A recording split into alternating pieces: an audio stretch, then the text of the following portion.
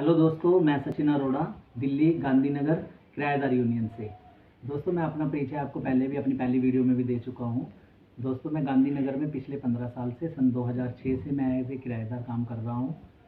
दोस्तों, मैंने पिछले 15 साल के अंदर मैंने 2008 की वैश्विक मंदी भी देखी है, 2016 के अंदर नोटबंदी भी देखी है और मार्केट के अंदर जीएसटी लगते हुए भी देखा है। तो दोस्तों, हमारे अच्छे उन उन प्रॉब्लम्स के कारण हमें 6 महीने से लेकर 1 साल तक जैसे भी आर्थिक मंदी के कारण प्रॉब्लम रही, परंतु दोस्तों उस दौरान हमारी दुकानें बंद नहीं हुई। अब दोस्तों, जब से ये 1.5 साल से कोरोना महामारी आई है, तब से हमारे साथ बहुत मुश्किल हुई है। जो मैंने 1.5 साल के अंदर अध्ययन किया है, एक्सपीरियंस किया है और जो मेरा ये कड़वा अनुभव रहा है, मैं उसका आपको साथ शेयर करना चाहता हूँ। और दोस्तों, ये कहीं ना कहीं मेरी कहानी नहीं, मेरे से जुड़े हुए हर आदमी की कहानी है, हर उस व्यक्ति की कहानी है जो इस टाइम आर्थिक मजबूरी में, आर्थिक परेशानी में आ खड़ा हुआ है। दोस्तों, 1.5 साल पहले 22 फरवरी को दिल्ली के अंदर दंगे हुए थे। दंगों के कारण दोस्तों नेक्स्ट डे से ही 23 फरवरी से ही दिल्ली के अंदर कस्टमर का फुटफॉल 0 हो गया था। उसके बाद दोस्तों मार्केट के अंदर कस्टमर नहीं आया बिल्कुल भी, दंगों से डरते हुए। उसके बाद दोस्तों 22 मार्च से कोरोना फैल गया था। 2 से ढाई महीने हमारी मार्केट बंद रही थी। हमारा पिछला गर्मी का जो सीज़न था पूर्ण रूप से पिट गया था। पिछले साल 10 मार्च की होली थी, हमारी होली भी बिल्कुल ख़त्म हो गई थी, पिट गई थी और ईद का सीज़न भी हमारा बिल्कुल फ्लॉप हो गया था। और दोस्तों हमने माल बहुत बनवा रखा था, क्योंकि दोस्तों हमारी गांधीनगर मार्केट के अंदर अगर हमने काम करना होता है तो कपड़े वाले को हमें लगभग 4 से 5 महीने पहले कपड़े का ऑर्डर देना पड़ता है। कपड़ा बनने में और आने में 1 से 1.5 महीना लग जाता है। फिर हमें डिज़ाइनिंग करनी होती है, सैम्पलिंग करनी होती है, उसके बाद माल बनवाने में 1 से 1.5 से 2 महीने लग जाते हैं। बहुत लंबा प्रोसीजर होता है। तो इस चक्कर में दोस्तों हम लोगों ने पिछले साल भी ईद की और दिवाली की तैयारी की हुई थी, जिस वजह से हम लोगों को बहुत नुकसान हुआ।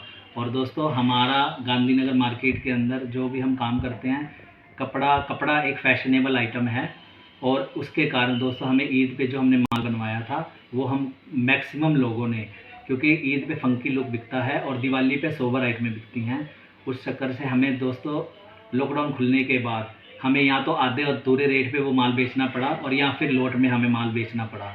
दोस्तों उसके बाद लॉकडाउन खुलते ही कुछ दिन बाद 9 अगस्त 2020 से, जैसा कि दिल्ली एक राजनीतिक राजधानी है दोस्तों, किसान आंदोलन के कारण चारों तरफ से बॉर्डर बंद कर दिए गए। हमारे कस्टमर का फुटफॉल फिर 0 हो गया।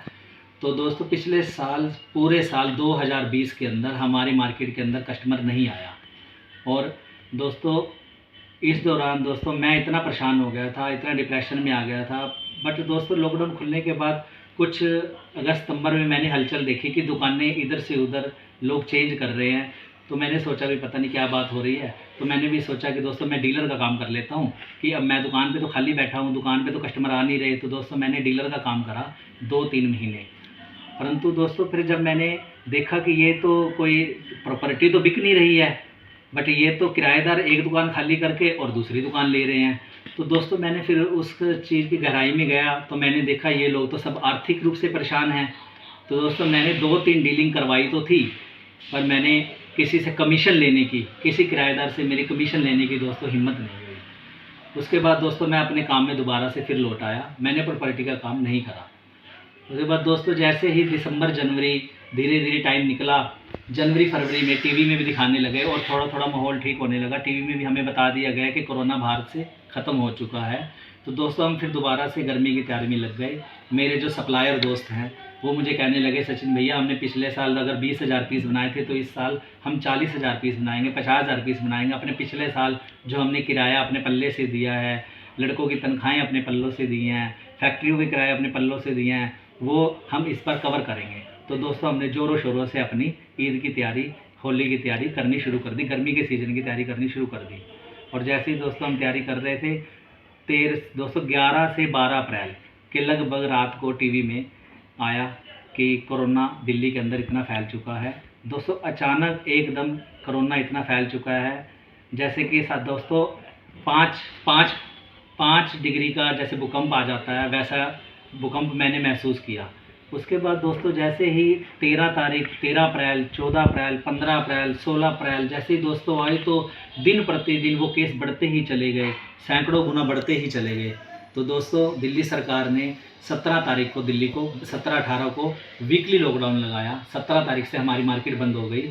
और जैसे कि दोस्तों केजरीवाल जी ने 19 तारीख को सोमवार को आके सुबह ही मार्केट के अंदर ऐलान कर दिया कि 20 से फिर दोबारा से मार्केट लॉकडाउन हो रही है। दोस्तों 19 को सोमवार को हमारी मार्केट सोमवार को बंद होती है गांधीनगर, इसलिए बाहर से कोई कस्टमर नहीं आता। तो दोस्तों हमारी मार्केट आप ये समझो 17 तारीख से ही बंद हो गई। 17 अप्रैल से दोस्तों हमारी मार्केट ये लगभग 15 जून तक लगभग बंद रही है, 14 जून तक दोस्तों। उससे पहले 3 दिन दोस्तों ईड ओड इवन में खुली थी। लगभग ये हमारी मार्केट 2 महीने बंद रही है।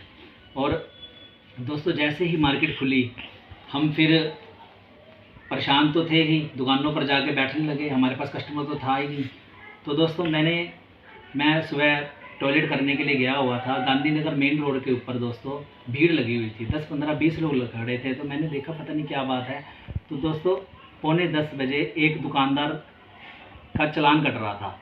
तो मैंने उस भाई से पूछा बाद में, मैं कहा अभी क्या बात हो गई। तो उन्होंने कहा, दो भाई बाहर से हम पिछले लॉकडाउन के जो 3 दिन हमारा ऑड इवन हुआ था, उसमें तो हमारा बिल्कुल भी कस्टमर मार्केट में नहीं आया। आज सुबह बोनी के टाइम पे मेरी बोनी होनी थी, सुबह एक कस्टमर आया 9:45 बजे। उसने मेरे को रिक्वेस्ट करी कि आप दुकान खोलने में भी टाइम लगाओगे, कि काउंटर बाहर निकाल लोगे, झाड़न भी आप मारोगे, तो आप दुकान खोल लो। और दोस्तों उसने जैसे ही शटर ऊपर उठाया तो उसका चालान कट गया। तो दोस्तों मेरे को बहुत फील हुआ कि भाई ये बात चालान काटने वालों ने क्यों नहीं समझी कि एक व्यापारी है जो उसके 2 महीने बाद दुकान खुली है और उसके अगर बोनी का टाइम है तो उसका चालान ना काटा जाए। दोस्तों उसने 10, 20, 50 पीस, 100 पीस बेच के उसने अगर 1000 रुपये कमा भी लेना था तो उसका 2-3 हज़ार रुपये का दोस्तों चालान कट गया। तो मेरे को बहुत बुरा महसूस हुआ। दोस्तों मैं अपनी दुकान पे 2, 4, 5 दिन से बैठा हुआ हूँ। कुछ मेरे पड़ोसी दुकानदार हैं, ज़्यादातर दोस्तों मार्केट के अंदर किराएदार हैं। मैंने आपको पहले भी बताया 70% किराएदार हैं। तो मेरे जो दोस्त भाई हैं वो मेरे से, सचिन यार मकान मालिकों के फ़ोन आने शुरू हो गए हैं, क्या किया जाए, वो किराया मांग रहे हैं, क्या किया जाए।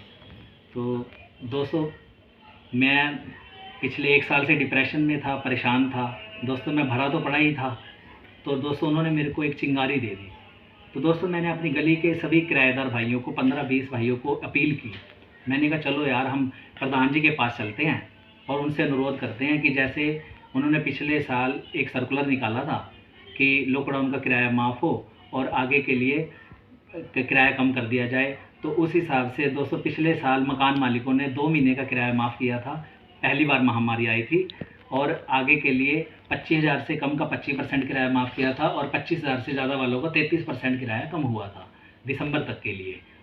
तो दोस्तों इस बार भी हमारी कंडीशन सेम थी, क्योंकि हमारा गर्मी का सीज़न फिर से पिट चुका था। तो और लोगों के पास स्टॉक बहुत था, हमारे पास हाथ में कैश में पैसा नहीं है। तो हम परेशान होकर सब इकट्ठे होकर हम गली में आगे जा ही रहे थे। एक चौक पे हम 10, 15, 20 जने इकट्ठे हुए। तो दोस्तों मेरे दोस्तों ने बोला कि सचिन जी वहाँ जाने से पहले एक बार सबको 15, 20, 25, 30 बंदों को रूपरेखा तो पता लग जाए कि हम वहाँ जाके बोलना क्या चाहते हैं। तो दोस्तों वहाँ पर एक ठेली खड़ी थी, मैंने ठेली पे खड़े होकर 5-10 मिनट निवेदन किया कि हम वहाँ जाकर प्रधान जी से ये रिक्वेस्ट करेंगे कि हमारे हक की सुनी जाए, हम पिछले साल से बहुत परेशान हैं। तो दोस्तों हम वहाँ गए, हमने अपनी बात रखी, उसकी एक छोटी सी वीडियो भी किसी भाई ने बनाकर डाली हुई है। और दोस्तों हम फिर सर्कुलर का वेट करने लगे। दोस्तों जिस दिन सर्कुलर आना था, ये मीटिंग दोस्तों हमारी 16 तारीख को हुई है, 16 जून को शाम को एसोसिएशन ऑफिस में। और दोस्तों 18 तारीख को सुबह मेरी दुकान पे एक पुलिस वाला आया था। वो मेरे को बता रहा था कि सचिन भाई आप दोबारा से भीड़ ना लगाएं, नहीं तो आपके ऊपर कानूनी कार्रवाई होगी। और वो मुझे कुछ धाराएं बता रहे थे। तो दोस्तों मैंने भी उनको जवाब दिया कि मैं 15 साल से गांधीनगर थाने के आगे से निकल के आ रहा हूँ और मैं एक पहले टीचर भी रह चुका हूँ। आज मेरी उम्र 40 साल हो गई है। मैं जीवन में आज तक कभी भी थाने के अंदर नहीं गया और ना ही मैंने कभी कोर्ट कचहरी देखी है। और मैं खुद एक टीचर हूँ, मैं खुद भी कानून का पालन करने वाला व्यक्ति ही हूँ। मैं एक अपने किराएदार भाई की, हम सब किराएदार भाइयों की, मैं तो एसोसिएशन में एक आवाज़ रखने गया था। और हम आवाज़ रखने का तो हक दोस्तों हमें है, अगर हमें आर्थिक परेशानी हो रही है तो। बट उन्होंने मुझे बताया कि अगर सर्कुलर आएगा तो सचिन जी आपने सर्कुलर के बाद भीड़ इकट्ठी नहीं करनी है। तो मैंने भी उनको विश्वास दिला के भेजा कि अगर हमें ज़रूरत पड़ी, हमारी मांग न मानी गई, तो हम डीसीपी ऑफिस से और एसएचओ ऑफिस से हम परमिशन लेके ही 10, 15, 20 बंदों की परमिशन लेकर ही बोलेंगे, अन्यथा हम नहीं बोलेंगे, कानून का पालन करेंगे। और अदरवाइज़ अगर हमें परमिशन नहीं मिलेगी तो हम वीडियो बना के डाल देंगे। तो इसलिए दोस्तों मेरे को ये वीडियो बनाने की आवश्यकता पड़ी है। और दोस्तों आगे की बात बताऊं तो उसके बाद 18 तारीख को शाम को सर्कुलर आया। जब मैंने दोस्तों सर्कुलर पढ़ा तो मैं बहुत ही परेशान हुआ। मैं उस सर्कुलर से असंतुष्ट हूँ। उसके अंदर दोस्तों हमारे 2 महीने के लगभग बंद को 48 दिन का बना दिया गया। जैसा कि मेरे को ऐसा लग रहा है कि जब काउंटिंग की जा रही थी तो कोई ना कोई दुकान मालिक एसोसिएशन के अंदर बैठा हुआ था। दोस्तों आप खुद समझो, 17 तारीख से हमारी मार्केट बंद है। 17, 18 को बंद थी, 19 को सोमवार को हमारी मार्केट वैसे ही बंद होती है। 17 से दोस्तों हमारी अप्रैल से बंद है। 17 से लेकर और 30 तक सब दोस्तों 14 दिन होते हैं। फिर मई के 31 दिन है, 31 और 14 दोस्तों 45 दिन हो गए। और हमारी मार्केट दोबारा 15 से खुली है, तो 14 दिन वो हो गए। 45 और 14 59, 59 डेज़ हो गए। उनमें से अगर आप कहते हो कि ओड इवन में 3 दिन खुली है, वैसे उसमें काम नहीं हुआ है, फिर भी आप कहते हो 3 दिन खुली है, तो 59 में से 3 डेज़ आप माइनस कर दो, 56 डेज़ होते हैं। दोस्तों 56 डेज़ को 60 डेज़ पर ले जाने की बजाय हम लोग आर्थिक मंदी से गुजर रहे हैं। हमारे उस 2 महीने को लगभग 1.5 महीने के पास ले जाने की कोशिश की गई। दोस्तों हम आज एक एक दिन का किराया बड़ी मुश्किल से दे रहे हैं। कुछ लोगों का किराया दोस्तों इतना ज़्यादा है कि उनका डेली का किराया हज़ारों के हिसाब से पड़ता है। तो दूसरा दोस्तों हमारे को सर्कुलर में हमारे अधिकार और कर्तव्य समझाए गए कि अपने अधिकार और कर्तव्य को समझो, तो हमने भी कोशिश।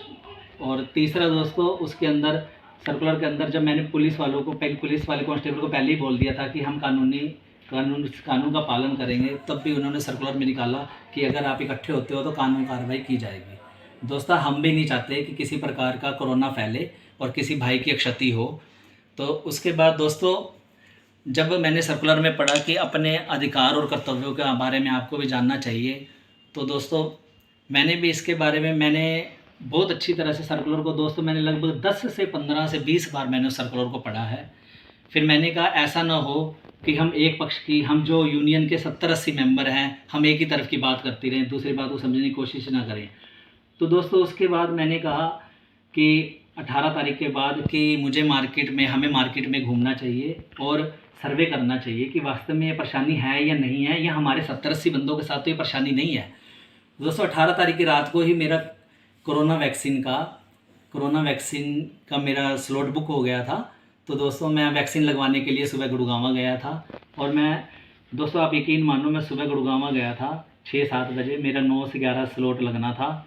दोस्तों मैं जब 11-12 बजे आ रहा था, तो दोस्तों मेरे को सुबह तक ही सर्कुलर आने के बाद रात को और सुबह तक दोस्तों इतने फ़ोन आए। मैं घर आके लेट गया। मैं क्या चलो आज एक दिन नहीं जाते क्योंकि मेरे को इंजेक्शन लगा है। बट दोस्तों इतने लोगों की व्हाट्सएप पे परेशानियां देख के, बातें सुन के दोस्तों मेरे से रहा नहीं गया। मैं दोबारा से 12-1 बजे मैं नाश्ता करके और मैं मार्केट के लिए निकला। दोस्तों मैं 2 दिन शनिवार और रविवार 19 और 20 को अपनी दुकान पे लगभग नहीं बैठा हूँ। मैंने रामनगर मार्केट का किराएदारों का, गांधीनगर मार्केट के अशोक गली के किराएदारों का और सुभाष रोड के किराएदारों का, एक छोटा सा मकान मालिकों का, किराएदारों का, सबका एक छोटा सा एक सर्वे किया है, जो मैं आपके आगे अपने सामने प्रस्तुत करना चाहता हूं कि ये परेशानी वास्तव में है या बनाई हुई है या एक माहौल बनाया जा